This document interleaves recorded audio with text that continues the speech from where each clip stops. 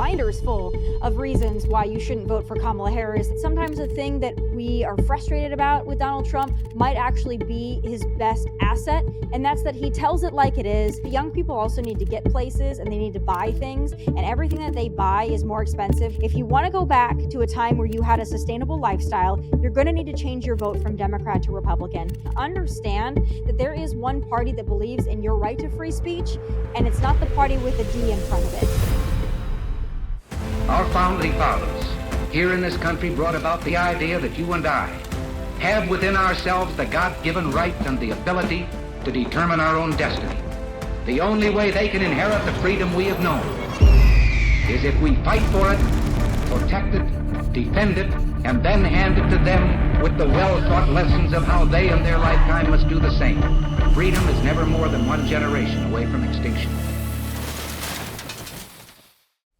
For the past 40 or 50 years, the base of the Democratic Party has been white suburban women voters. And this time around, this election cycle, Trump's making a big push to win a larger percentage of those voters. But how do we do that? What are the best strategies to win over suburban voters? And what's going on with the Haitian cats? Are they eating them? Are they not? What's going on with all of that? Here to talk about all of that is host of the Outkick show, Fearless with Tomi Lahren. It's Tomi herself. So Tomi, thanks for joining us. Thank you for having me. As a white suburban woman, I'm excited that I get to talk about this. It's an issue that I've been raising alarm bells about as well in the Republican Party. You know, I think that there are a lot of white suburban women that are Republican, that are conservative, that care about the future of the country. But there's no doubt that the abortion issue is going to be a big one in November. So it's not something we can ignore. I'm excited to have the conversation.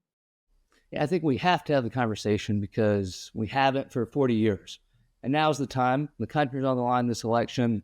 So when you're going out and you want to interact with voters in your category, what do you think are the best strategies to keep in mind? Because, of course, Trump's best line of offense really against Kamala has to do with either her race, that she doesn't know what it is, or two, that she slept her way to the top. But both of those don't fare well with people in that community. So what can he do? What should he be doing? Well, those aren't the top things that he has against Kamala Harris. Obviously, there's lists and binders full of reasons why you shouldn't vote for Kamala Harris, and none of the reasons have to do with how she got where she got or what her race is. I don't care about that. I quite frankly don't think that Donald Trump cares about that either. We know that sometimes he says controversial things and sometimes to his own detriment. I think that's obvious. But the point about what women care about, what young women care about, and what suburban voters care about really comes down to the economy, and it comes down to their own safety. Now, that's what every American cares about. It doesn't make women any particular different category, but because a lot of women are mothers or because they want to have families one day, those two issues are incredibly important to them. A lot of women are the main buyers in their household. They buy for their families. They know when the price of the grocery store goes up, they know how that impacts their family budget. And they also know when they send their kids to school, what their kids are learning. Also, just the safety of their community and in their own backyard. That's something that impacts women and impacts mothers and impacts suburban women, maybe far more than any other category. So those are the things that I believe women should cast their vote on in November. We know that there's going to be many issues. Everybody's got a different set of issues that are important to them. But I think as women, I would hope that they take those things into consideration. So when you're speaking about the safety aspect, of course, that's something that is important to women. But another thing that also statistically is very relevant to them is the idea of compassion, right? Making the choice that feels the most compassionate, that feels like it's doing the most good or being the nicest to the most people. And sometimes with the messaging, especially from the Democrat Party, you see these values at conflict with each other.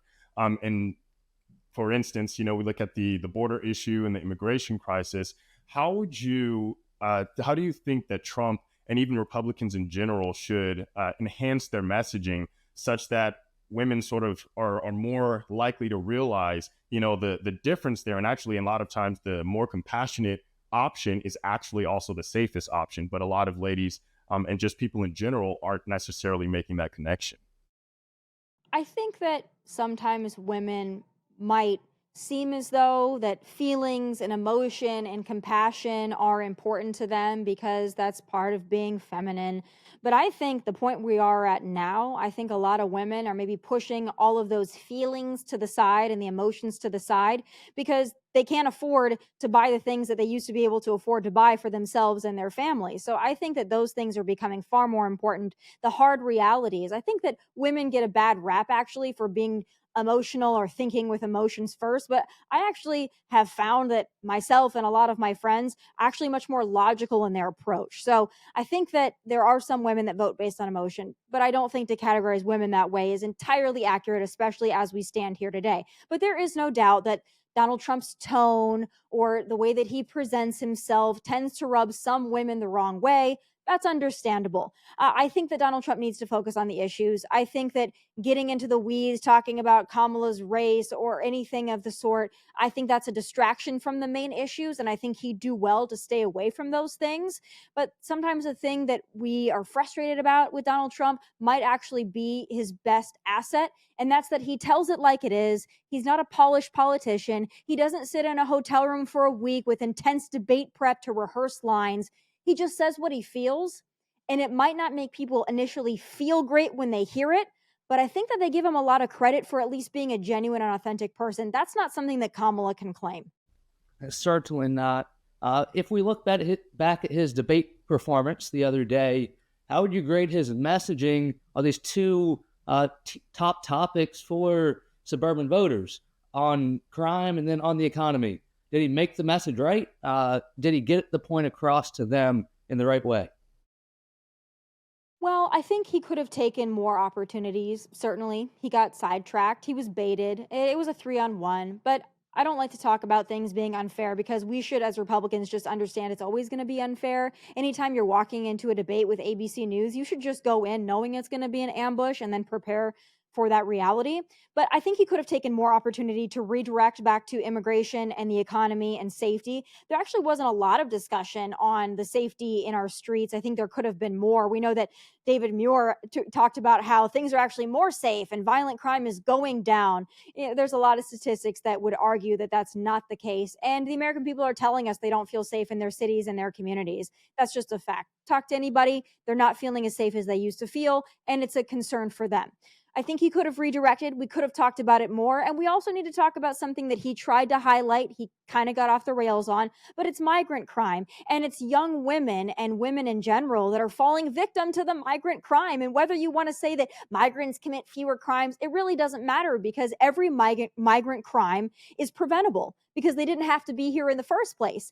And it's young women and it's young mothers and it's young people and vulnerable Americans that are falling victim to the migrant crime more times than not. That should be a concern that we need to talk about. I think all he has to do there is say, you don't believe me? Ask the family of Rachel Morin. Ask the family of these young women who have been taken advantage of by the illegal immigrants coming to this country. But I know JC's got something to say on this one. Yeah, I mean, there are a lot of different stories and everything that are going all over the place about this. But what we also see is not everybody's aware of exactly what's going on. I mean, we're aware of it. You're aware of it. We're in this every day. We're looking at the stories. But there are many people who really aren't paying that much attention. And if they're not living in one of these areas that are directly impacted, a lot of this stuff, it's not even going over their head. It's literally nowhere in their realm of conscious awareness. And so what do you think are steps the Republican Party, super PACs, et cetera, need to begin making ASAP to get this sort of messaging out? I think that the Republican Party and the Trump campaign need to continue to message how many illegal immigrants are in this country and have been let in by the Biden-Harris administration. And even with the executive order that has stemmed the tide at the border, need to understand that there is hundreds of thousands that have been flown in under the radar and using the CBP One app that aren't actually counted as border encounters, but they're still coming in. And that's why I know we're going to talk about it. But there's been a lot of controversy about talking about the cats and the pets in Springfield, Ohio. Even if the Haitian migrants don't eat one pet, don't decapitate one goose, there's still tens of thousands of them in a community that is not built for tens of thousands of migrants to come into. And that's a reality that a lot of communities are facing in the Midwest and elsewhere that, as you mentioned, might not have felt the impacts of over immigration, but they're going to, because when you're importing thousands and thousands and thousands of people and you're calling it compassionate, these people that are living in these communities, they don't find it very compassionate when suddenly their schools are filled with people who don't speak English. Now their kids are having to take a back seat. It might not sound nice to say those things, but we've really gone past the point of what's nice and what sounds good, and we need to deal in cold hard facts and reality. The people in Ohio are. Absolutely. And I've had conversations with different people, friends of mine, and many of whom, they were on the more bleeding heart compassion side of the issue. One of the things that I do when I'm discussing with such people is I tell them kind of to imagine the country as a family, right? The border as the walls of your home, and everybody who's not in there is someone who's not a family member, right? And so you can be nice, you can, do what you can do, but you also no longer have a home if there are no walls in your home. You also no longer have a home if anybody, any stranger, anywhere can just come in, leave, do whatever they want at any given time. And especially if you're taking money from your own children to then do a bunch of stuff for people who are just coming in and out and doing whatever. So I do definitely think that this is a really important issue, and that, hopefully the campaign and everybody really focuses in on this. But do you think the cat memes and all of that is more of a distraction to these voters? Or do you think it's actually reaching them saying, I want to protect my cats, I might actually vote Trump this time? I don't know if people think that voting for Trump means protection for their pets, but there's a lot of memes about it. Some people doing it to be sarcastic, some people making fun of Donald Trump, but it really doesn't matter because people are talking about it. And people wouldn't be talking about Springfield, Ohio, if Donald Trump hadn't made those comments and that debate about they're eating the dogs, they're eating the cats, they're eating the pets of the people that live there. Obviously, it's gone crazy on social media. And to his credit, he's expert at branding and marketing and getting people to talk about issues, even if it's through social media or through memes or through parodies. It really doesn't matter, because for all of the Kamala brat stuff that we've had to endure for the last 60 days, now people are talking about this town in Ohio that your generation probably wouldn't know anything about if not for all these viral memes and reels and TikToks about it. They definitely would not. That's the biggest advantage I see of all of this, is that it almost seems like we're beginning to win the trends. If we win the trends on TikTok and social media, we're going to perform much better than we have in the past among the youth vote. We're already seeing that Trump is almost breaking even there at the youth vote, which is 20 points higher than he was in 2020. But Tom Homan always says that now that under the Biden and Harris administration, every city, every town is a border town. Every state is a border state. And we're seeing this in Springfield, Ohio. Are suburban white voters actually experiencing encounters with scary migrants on a daily basis that they can tell and then point it back to the Biden-Harris administration? Or are they just going to believe what Biden and Kamala have said, that it's all Trump's fault? Yeah. Well, none of this is Donald Trump's fault because it's the Biden-Harris administration that brought these people in. But I will say this, it really doesn't help us to say that all the migrants are scary or all the migrants are committing crimes. That's not true. They're human beings. I feel for them. I feel for the fact that they come from a failed nation of Haiti, the fact that their nation is gang-filled and it's dangerous. I feel for those people. I'm a human being.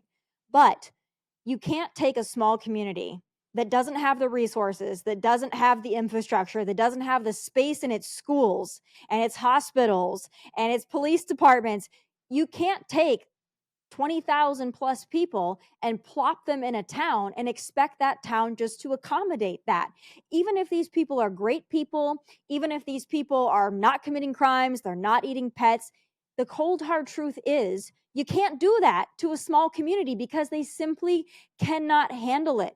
And then you take that and you realize that you have how many millions that they've let in? 10, 11, 12, 13. We don't even really know how many millions of people that they've let into this country. Those people got to go somewhere.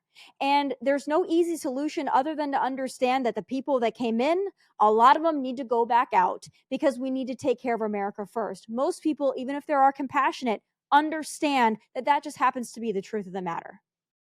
It does have to be the truth of the matter. But also when we look at it, we look at the trends going on as well. We're looking at the get out the vote to these voters. And we have young voters at the bottom. They don't really get out to vote. They're the least voting age group. And then suburban voters are probably at the highest level of getting out the vote. How do we actually switch them from getting out the vote? They've been voting this way their entire lives. They've been voting blue. What's switching the curve to vote red? Obviously, the messaging on the economy, the crime. But what if you lay out one message point? What is it? Well, I think immigration is probably the most important because it impacts everything. It impacts our economy heavily. When you're talking about a housing shortage, you're talking about jobs. I mean, immigration significantly impacts all of those things. So does energy.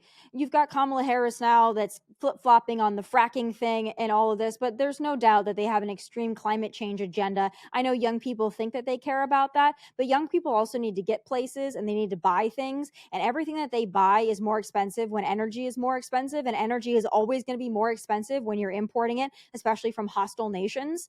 And the fact of the matter is these other sustainable energy sources, they're not reliable. So maybe someday we'll get there. We're not there yet. So right now, in order to help the American people and help our economy, you need to have as much domestic energy production as humanly possible. You can do it in a safe and clean way, but to cut it off because you have an extreme climate change agenda, that's hurting all Americans and that's hurting our country deeply.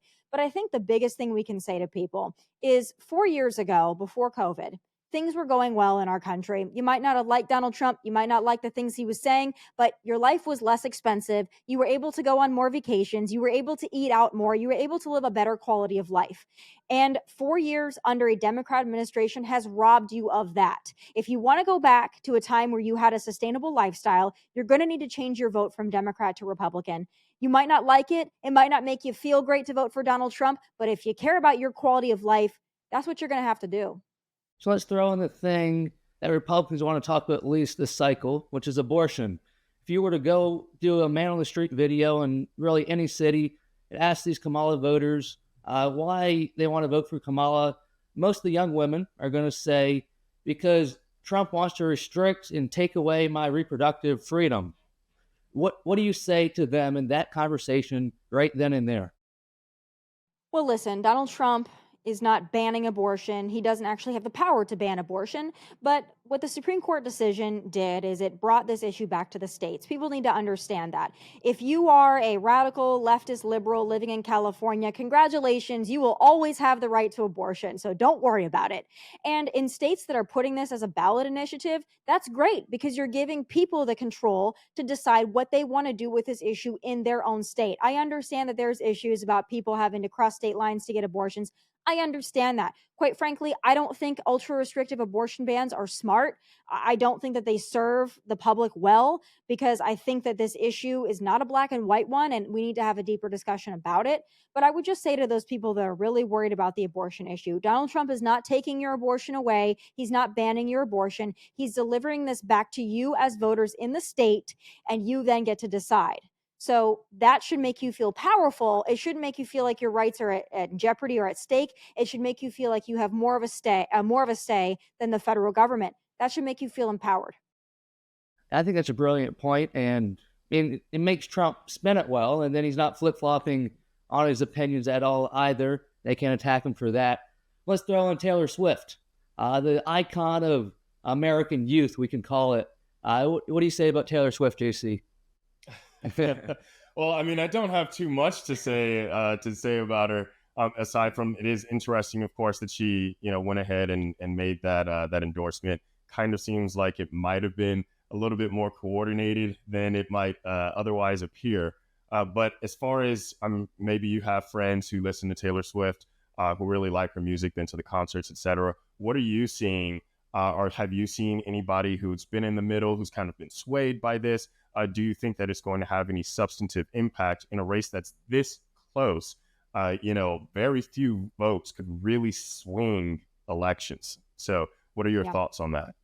Couple things. I don't think that it was any big shock that she endorsed Kamala Harris. We know from back in 2020, the endorsement of Joe Biden, the documentary, we know how she feels. I don't think anybody was confused on where she stands politically. I wish she wouldn't have said anything, but it's her right to say it. So I'm not going to knock her for putting out a political endorsement. She has the right to do it, and she's got a fan base that's incredibly large. So to dismiss it, I think would be naive. I don't think it helps Donald Trump to tweet things out or post things. I hate Taylor Swift. I don't think that's helpful. I wish he wouldn't have done that. But this election is, as you mentioned, Gen Z really doesn't get out and vote for a lot of reasons. And if Taylor Swift is getting these people out to vote, it could matter. It could have an impact. So we can't take it lightly. We have to understand that it's a very real thing. Now, I'd remind people that you can like Taylor Swift's music. I like Taylor Swift's music. But the thing about it is, she's not impacted by grocery store prices. She's not impacted by gas prices. And hell, she's not even impacted by climate change because she's got a private jet that she flies all over the world. These things don't impact her like they impact you and I. So I would remind people of that. You can love her music. You can take her endorsement for what it is. But I think to base your political vote on anything a celebrity says is misguided. And I'd hope people will be smarter than that. I've got one final question for you. I'd like to close every interview here. If you could tell America or my generation one thing not to give up, what would it be? Your freedom of speech, man. I think that it's under attack, it's under threat. We just had Hillary Clinton talking about how misinformation, we need to be better at policing misinformation. And there are so many instances of this, whether it be COVID or the Hunter Biden laptop story. You should be able to get all the information and you should be able to have a voice. For all the young people out there that love social media, understand that there is one party that believes in your right to free speech, and it's not the party with a D in front of it. So remember that without freedom of speech, all of your other rights are under attack and under threat. So vote accordingly. Without freedom of speech for all, there's not freedom of speech at all. So Tomi, where can we find you on social media? Keep up to date. You can find me anywhere at Tomi Lahren, of course, Instagram, Twitter, now X. You can also find me Facebook at Tomi Lahren, and the YouTube channel for my show is at Tomi Lahren is Fearless. Check that out on YouTube. And of course, I hope that you guys are watching Fox News for your election coverage because it's the only place that you're going to get the most accurate information and be informed. You can also find me there. Thank you guys so much for having me. That's the truth. Absolutely. Thanks for coming on, Tomi. Thank you.